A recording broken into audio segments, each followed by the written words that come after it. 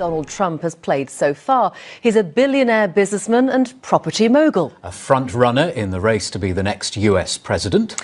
Many admire him for his straight talking. And now he's apparently been made a Knight of the Round Table in Tintagel and can call himself Sir. Heidi Davey reports. Well, as the legend goes here in Tintagel, only the best knights in King Arthur's kingdom are invited to sit at the prestigious Round Table.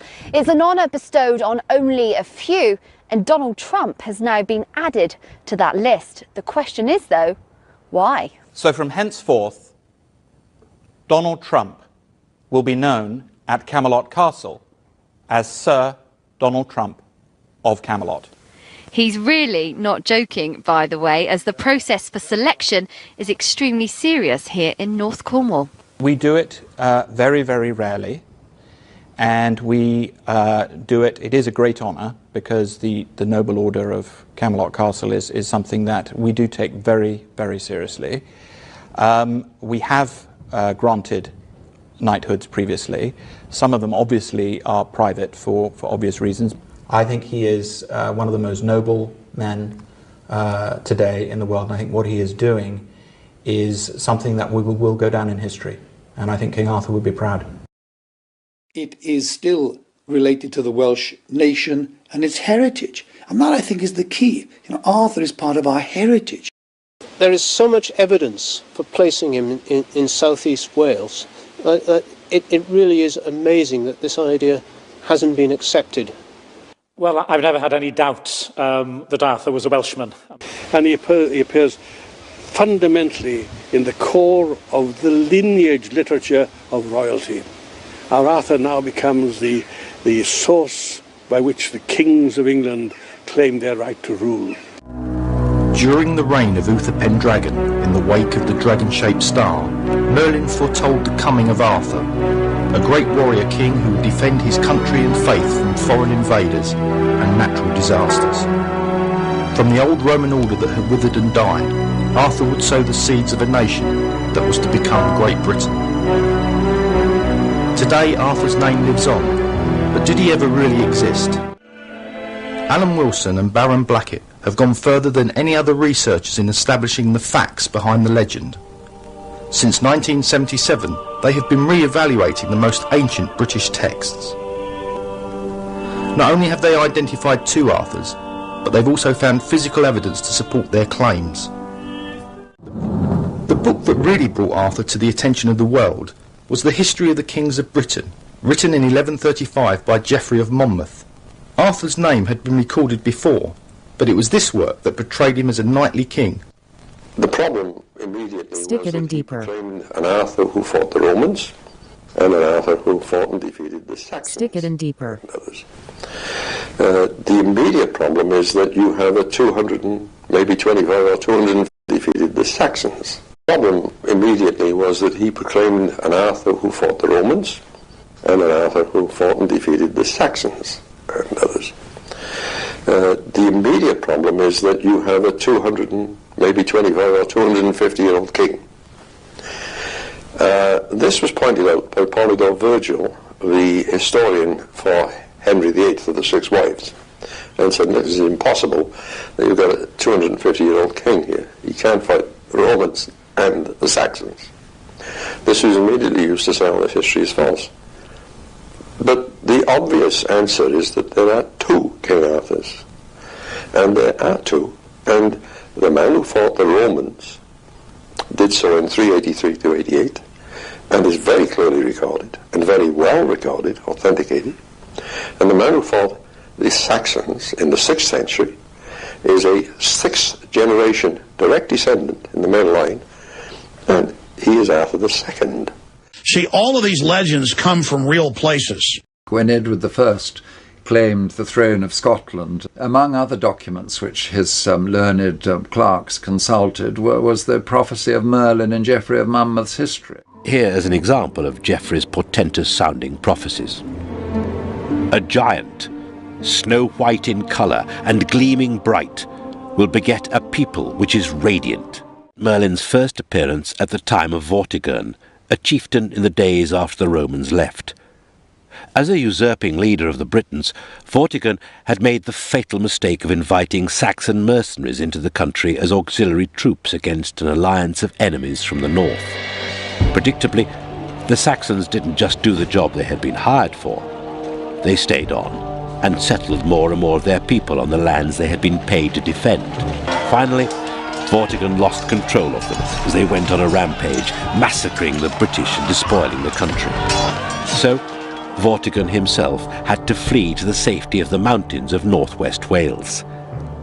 His magicians advised him to build a strong fortress, but the wall was no sooner built than it collapsed each night.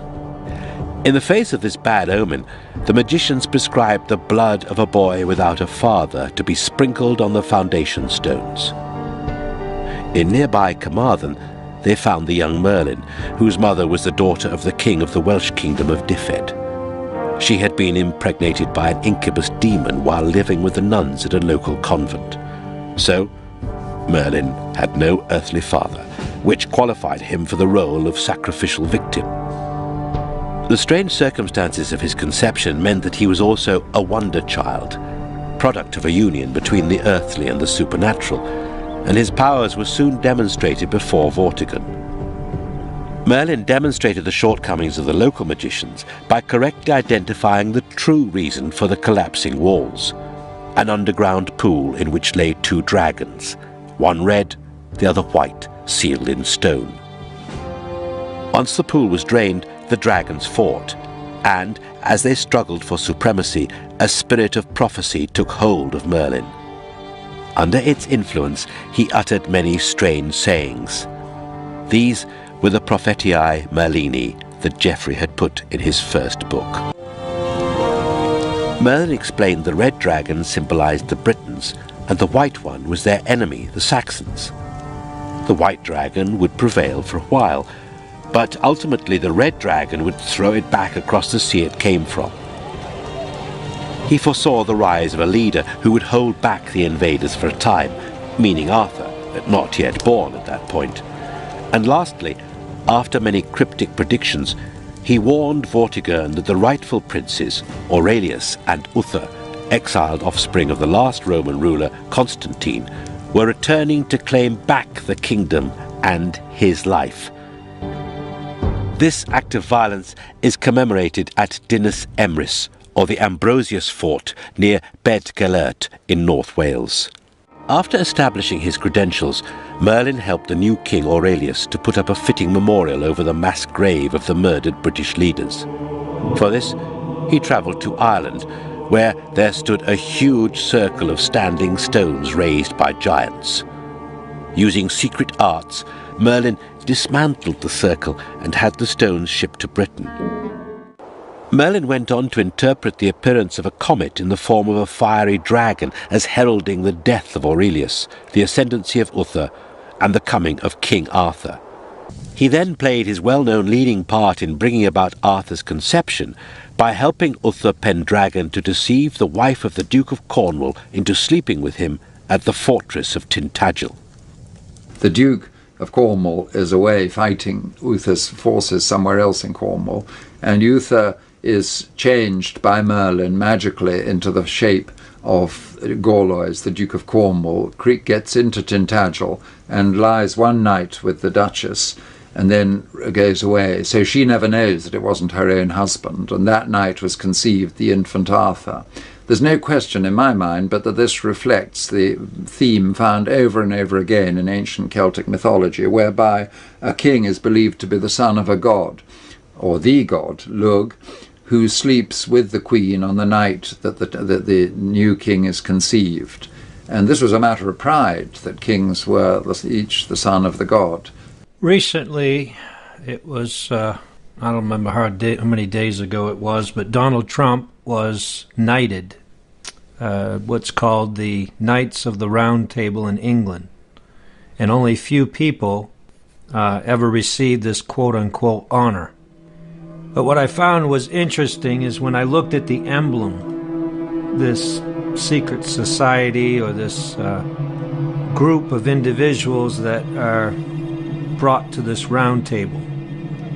And this emblem is a picture of a cross with a round table with a red dragon.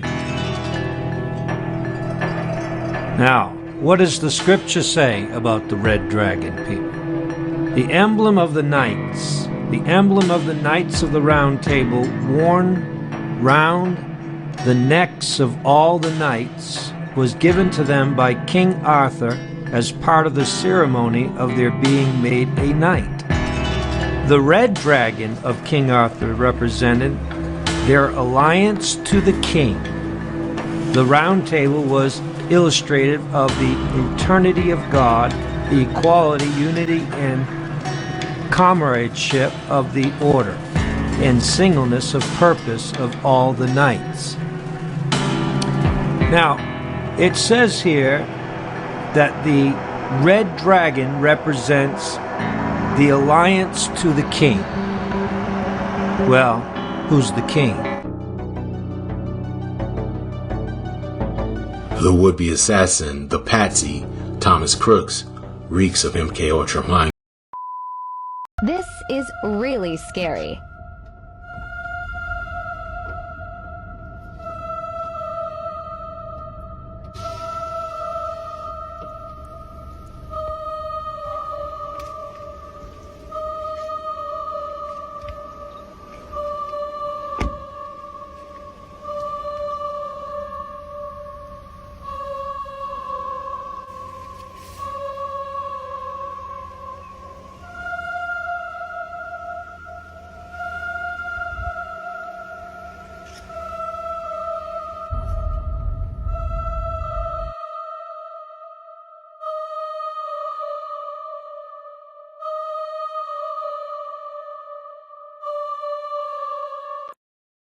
This is really scary.